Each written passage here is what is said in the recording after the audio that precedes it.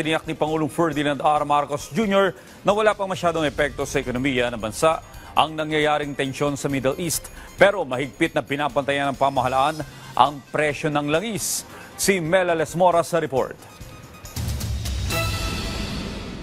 Manageable. Ganyan inilarawan ni President Ferdinand R. Marcos Jr. ang epekto ng girian ng Israel at Iran sa Pilipinas. Yan ang lumabas sa pulong at pag-assess ng economic team na pinangunahan ng Pangulo. Pero mahigpit na binabantayan ng pamahalaan ang presyo ng langis. So far, there is no effect. So that there is no significant effect on the economy. Yun lamang, binabantayan natin ngayon yung price gouging. Dahil ang dami ko nang nakita, nagtataas ng presyo. Hindi naman tumaas ang presyo ng langis.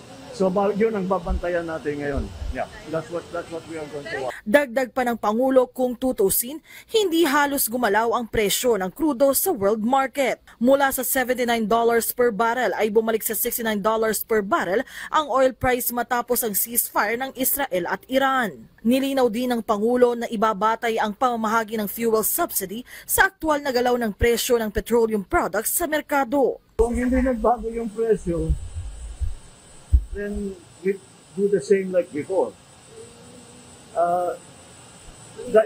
Ang sinasabi namin, hindi ayuda, subsidy, pag tumaas ang presyo. Kung di tumaas ang presyo ng langis, then there's no need for that.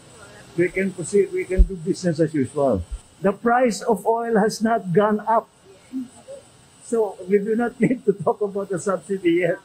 The price of oil has not gone up. It went up for one day, then it came back down. Pero kung kinakailangan handang mag-roll out ang gobyerno ng fuel subsidy, nasa 2.5 billion pesos ang nakalaang pondo para sa transport sector. Bukod sa pagpapatupad ng staggered o tingitinging pagpapatupad ng taas presyo, isa rin sa ginagawang hakbang ng gobyerno ang pakikipag-usap sa mga oil company. May sagot naman ang DOE sa hirit na alisin ang VAT at excise tax sa produktong petrolyo. Taliraw ang kamay ng ahensya dahil nasa batas ang VAT at excise tax. The excise tax and the value-added tax, which is 12%, is imposed because of a law. No? Legislation yan eh. So hindi pwede na yung DOE can go against what is mandated by law, nor DOF, nor even the President. No? So kailangan talaga sundan kung anong nasa batas. Ngayong araw nakatakda ang Part 2 ng oil price hike. Mela Lesmora para sa Pambansang TV sa Bagong Pilipinas.